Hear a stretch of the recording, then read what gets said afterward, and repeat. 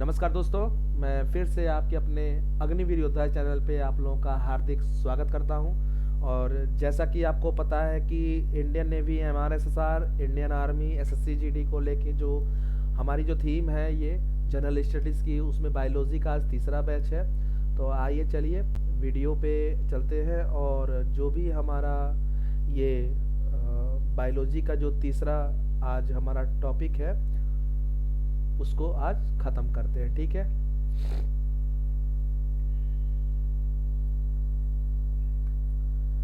सबसे पहले मैं आपको बताना चाहूँगा कि जो भी क्राइटेरिया आते हैं बायोलॉजी में, ठीक है, जो आपने दूसरा वीडियो है ये हमारा तीसरा वीडियो आज का है, ठीक है ना।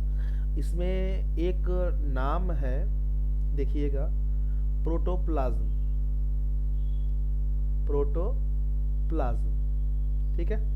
प्रोटोप्लाज्म से क्वेश्चन में यही आता है कि इसका मतलब नामकरण, यानी कि इसका नामकरण यानी खोज किसने किया था, ठीक है। इसको प्रोटोप्लाज्म को हिंदी में जीव द्रव्य भी कहते हैं, ठीक है, जीव द्रव्य।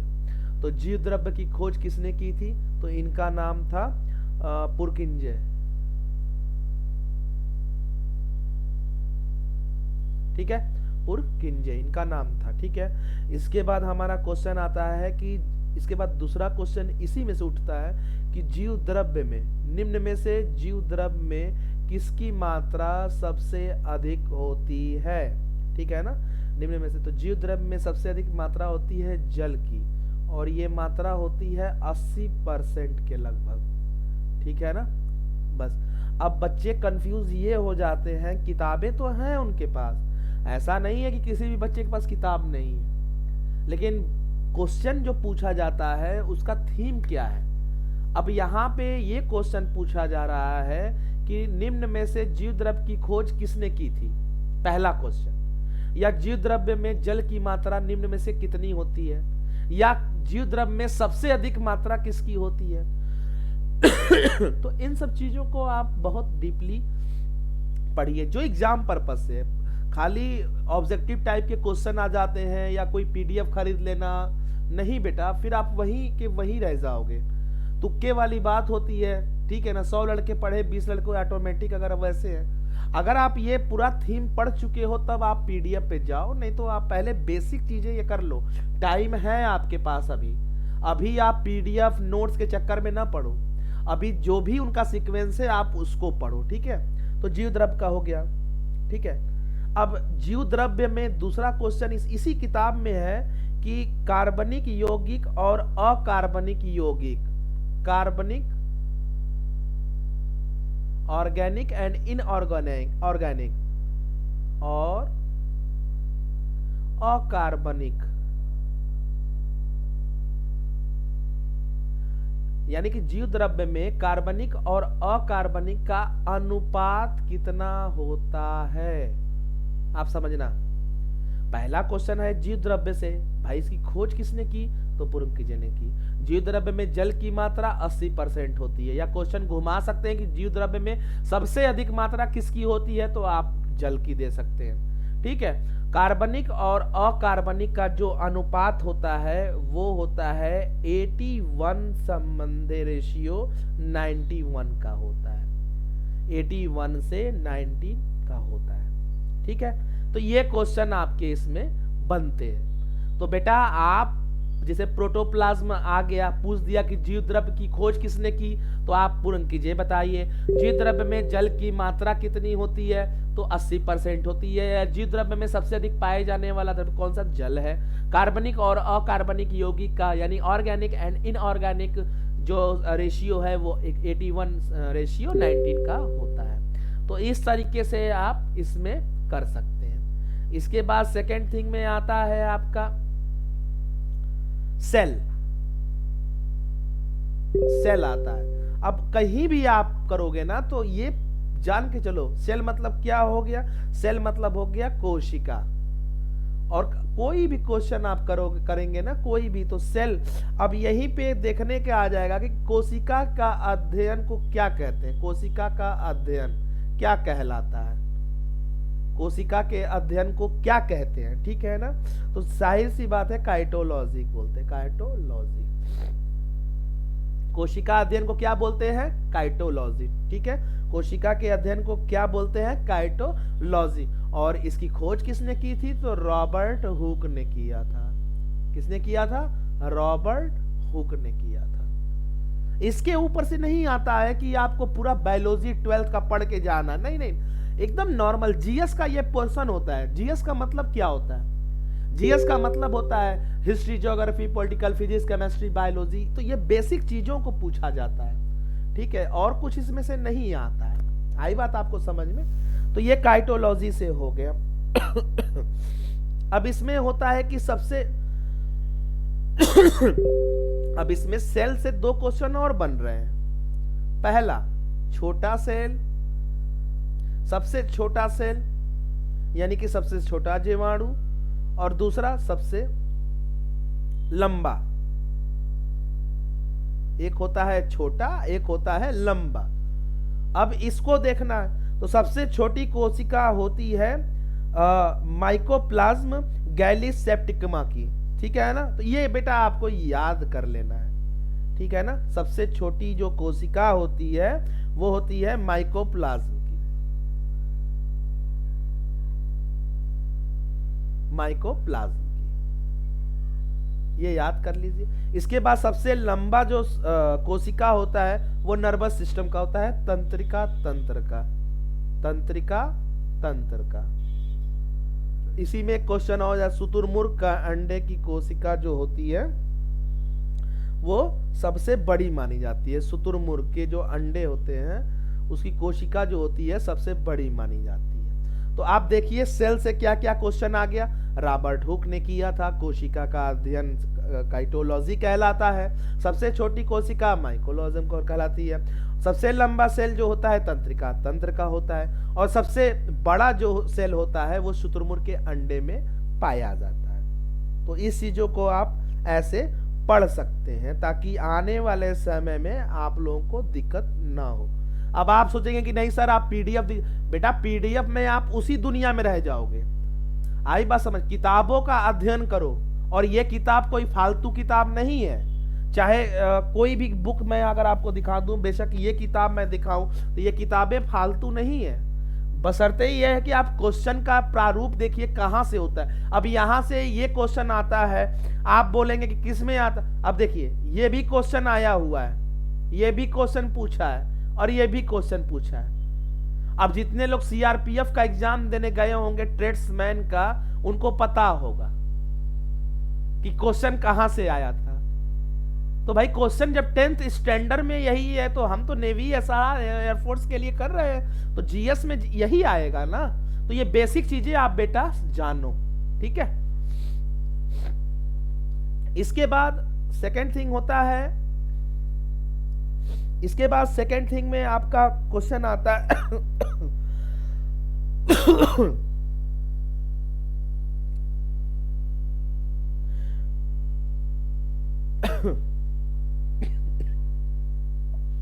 इसके बाद एक क्वेश्चन बनता है आपका कि आरएनए, आरएनए, आरएनए, आरएनए का फुल फॉर्म क्या होता है, ठीक है। यानी कि राइबोसोम, यानी कि राइबोसोम, राइबोसोम। अब यहां से एक क्वेश्चन उठाते हैं, आप समझिए क्या उठाते हैं। राइबोसोम की खोज किसने की थी, तो रॉबिन्स ने किया था, रॉबिन्सन ने किया था। और किसने किया था, ब्राउन। आपको अगर होगा तो आप अपने मन में इसको रिवाइज करिए। राइबोसोम का किसने किया था, रॉयल्स एंड ब्राउन, ठीक है ना। तो ये हो गया। अब इसमें आरएनए का फुल फॉर्म क्या, अब आरएनए का फुल फॉर्म इसमें आप लोगों को तो राइबो न्यूक्लिक, ठीक है, राइबो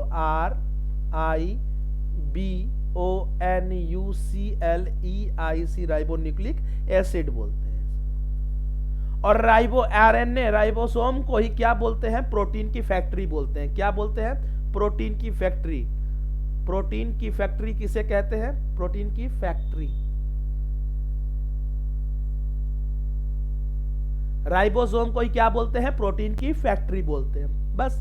तो आपको बेसिक चीजें पढ़नी है ना। अब ये क्वेश्चन आ जाएगा कि प्रोटीन की फैक्ट्री किसे कहते हैं, तो आप तुरंत मारेंगे कि राइबोसोम को बोलते हैं। आरएनए का फुल फॉर्म क्या है, तो राइबो न्यूक्लिक एसिड है। और इसकी खोज किसने की थी, तो रॉयनसल ने एंड ब्राउन ने किया था। बस आपको इतना ही करना है। अब आप सोचेंगे कि नहीं बहुत ज्यादा हो रहा है, तो दिक्कत है बेटा, ठीक है ना। तो ये कुछ चीजें जो मैं बता रहा हूं इसको आप पढ़ो, ताकि आपको आने वाले समय में दिक्कत परेशानी न हो। अब इसके बाद होता है माइट्रोकांडिया। क्या नाम है बताया मैंने, माइट्रोकांडिया।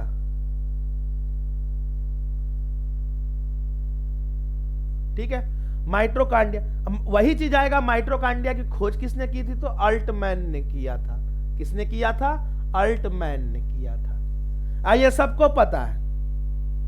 और यह इसे ही देखो, कोशिका का श्वसन स्थल किसे कहते हैं, कोशिका का श्वसन स्थल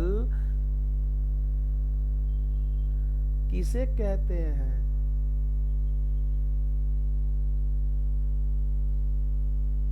ये क्वेश्चन आ जाएगा।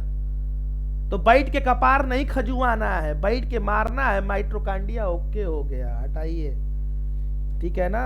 इसका नाम जो दिया गया है, और इसे एक और नाम से जानते हैं। एक तो हो गया श्वसन, और एक और क्वेश्चन पूछता है, पावर हाउस ऑफ सेल।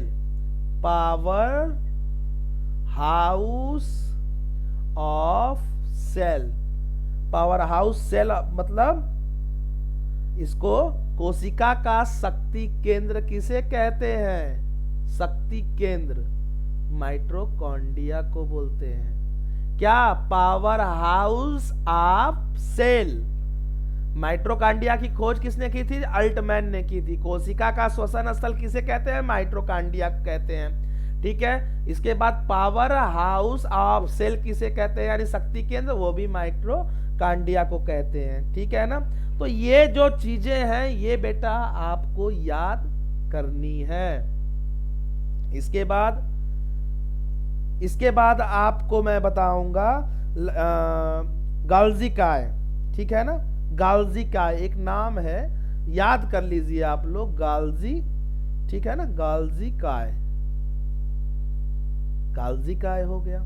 अब ये गाल्जी क्या क्या है भैया, इसकी खोज किए थे कैमिलो, कैमिलो, इसकी खोज किसने किया था, कैमिलो गाल्जी, ठीक है ना, कैमिलो गाल्जी, ठीक है ना। आई बात समझ में। और इसकी एक खास बात है कि यातायात प्रबंधक के नाम से किसे जाना जाता है, यातायात प्रबंधक के नाम से किसे जाना जाता है, तो गालीज काय को जाना जाता है, ठीक है। इसके अलावा नहीं। फिर आता है दूसरा टॉपिक, लाइसोसोम, ठीक है ना। दूसरा क्या है, लाइसोसोम, लाइसोसोम, ठीक है ना। इसका आविष्कार किसने किया था, डी डुबे, डी डुबे, डी डुबे नामक एक वैज्ञानिक ने इसका आविष्कार किया था। और इसे क्या कहते हैं, सुसाइड वेसल कहते हैं, यानी आत्मघाती थैली के नाम से जानते हैं। क्या कहते हैं, आत्मघाती थैली के नाम से जानते हैं। किसे, लाइसोसोम को। यातायात प्रबंधक के नाम से किसे जानते हैं, गाल्जी काय को। लाइसोसोम को जानते हैं आत्मघाती थैली, यानी कि सुसाइड वेसल, ठीक है ना। तो ये आपका इतना क्वेश्चन बनता है इसमें, जिसको बेटा आप लोगों को रिवाइज करना ही करना है। आप अगर ये सोचते हैं कि नहीं कोई पीडीएफ पढ़ के हम देख लेंगे, तो बेटा आप वही है कि बस अंधेरे में तीर चला रहे हैं, लग गया तो ठीक है, नहीं लगा पछताइए बैठ के, ठीक है। तो ये चीजें आप समझिए। इसके बाद होता है क्लोरोप्लास्ट, क्लोरोप्लास्ट, क्लोरोप्लास्ट को हिंदी में कहते हैं लवक। क्या कहते हैं, लवक, ठीक है ना। तो हरित लवक को इसमें जो रसोई घर बोलेंगे कि रसोई घर, कोशिका का रसोई घर किसे कहते हैं, इसे ही कहते हैं कोशिका का रसोई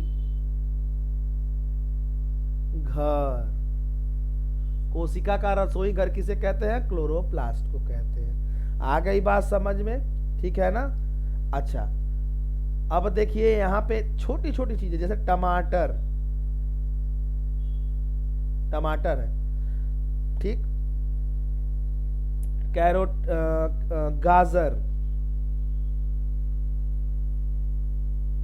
टमाटर है, गाजर है, चुकंदर है, ऐसे आप नाम याद कर लीजिए, आलू हो गया, ठीक है ना।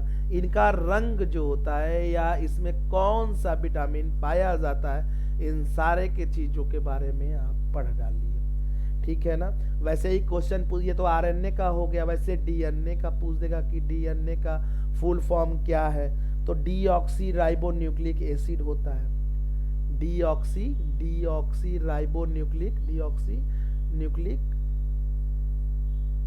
एसिड होता है इसका नाम, ठीक है, डीऑक्सी न्यूक्लिक एसिड होता है। और यहीं से आपका स्टार्टिंग हो जाता है किसका? गुणसूत्र का, यानी क्रोमोसोम का, यहीं से आपका स्टार्टिंग होता है। तो वो हम आपको नेक्स्ट बैच में, नेक्स्ट जो वीडियो लाऊंगा उसमें बताऊंगा। अभी के लिए आप इस वीडियो को पूरा अच्छे से देखिए, ठीक है। वीडियो को लाइक शेयर सब्सक्राइब करना ना भूलिए, और अगर आपको पता है तो आप ईमेल आईडी और टेलीग्राम लिंक ज्वाइन करिए, क्योंकि मैं पीडीएफ भी बना रहा हूं बेटा, लेकिन जब आपका बेस जब तक कंप्लीट नहीं होगा, मैं कितना भी पीडीएफ बना लूं, कितना भी ऑब्जेक्टिव क्वेश्चन दे दूं, वो तुक्का होगा, ठीक है। तब तक के लिए जय हिंद, जय भारत।